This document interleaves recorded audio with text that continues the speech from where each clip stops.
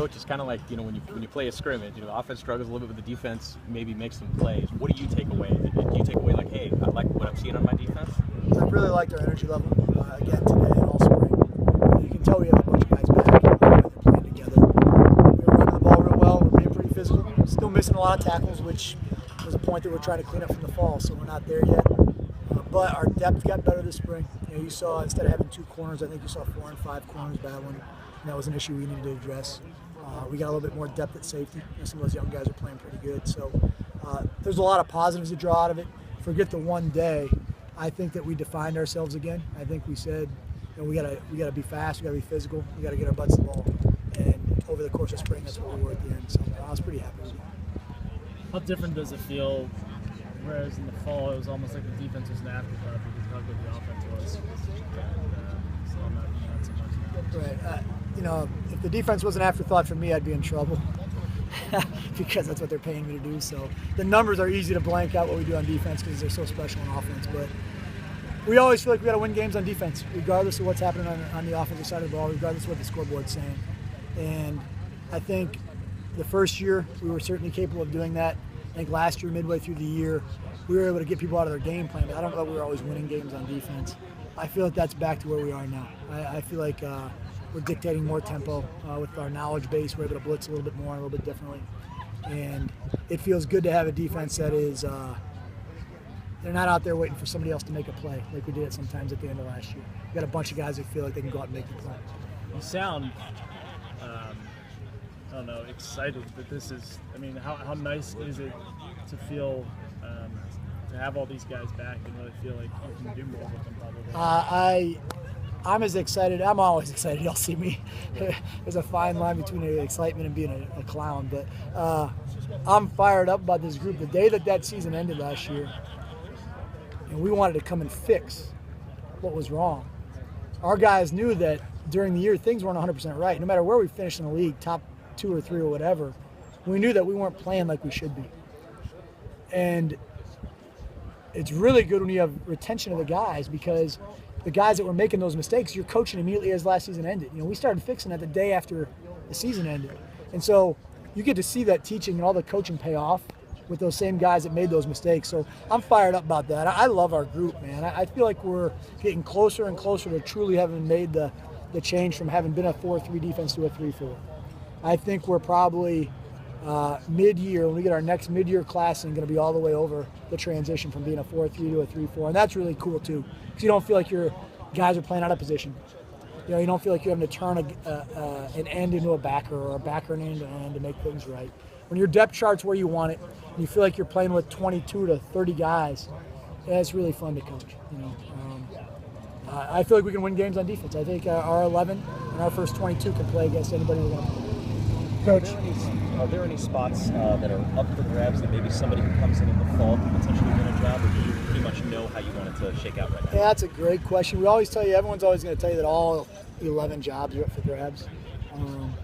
Carl Mickelson probably ain't getting beat out, though. Tyler Davidson probably ain't getting beat out, though. If you are, then shoot, we really do have a really special defense. Our cornerbacks, as good as they did this spring, we didn't truly establish the 2 flat-out ballers that are going to start every game. I think we're still fighting that battle. We have a bunch of really good players there. I think we have 4 or 5 guys that could start at a lot of places in our league, but I don't think we have a true starter yet. So those positions are going to be up for grabs. Our defensive end position was a good battle, with Todd Hunt and Nate Madsen and Claudel Lewis, and we moved Tyler there. There was a bunch of good competition there. And I think you'll see a little bit more competition at the Sam linebacker job with Brandon Hughes and Edery and a couple of guys like that. So we still have some jobs that are not solidified, but particularly the corners. Speaking of the corners, Jamal had a pick 6 and Curtis looked as confident as I've seen him out here. How much of those 2 progressed especially? I'm proud of him. I'm proud of Kurt. I'm proud of what he's done mentally. Kurt was thrown into a bind. Brought Kurt in the day before the first practice. He had no contact with our team. We threw that guy into the fire and expected him to be a seasoned veteran.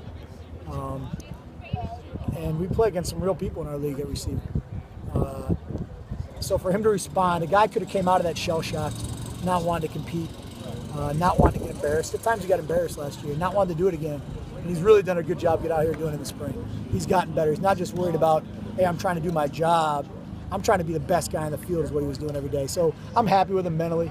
Really happy with where Jamal is. Still got to be a little bit more physical there. Stratton Brown had a really good spring too. So I think what you saw this spring at corner was a result of competition.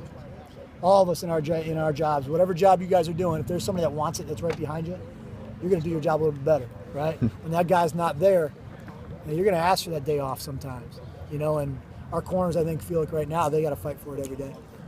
One last question, Coach. Yeah, Coach, I was actually going to ask about Riley. What was that process? I mean, you touched on it a little, but you mentioned he was thrown into the fire this past year. What was that process like in the offseason of sort of going through last season and explaining or just trying to get him mentally ready? What were the biggest challenges you faced?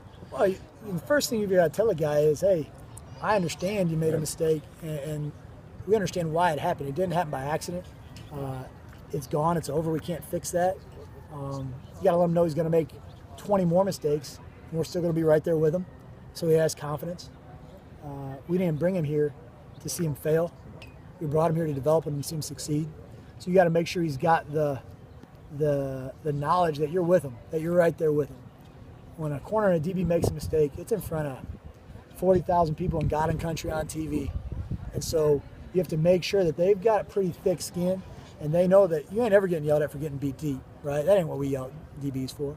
We yell at them for lazy mistakes, not being physical, things like that. You get beat deep, that's part of life. That's that job, right? That's like being the president of the United States. You're at the sharp end of a knife a lot. So we made sure his confidence was where it needed to be.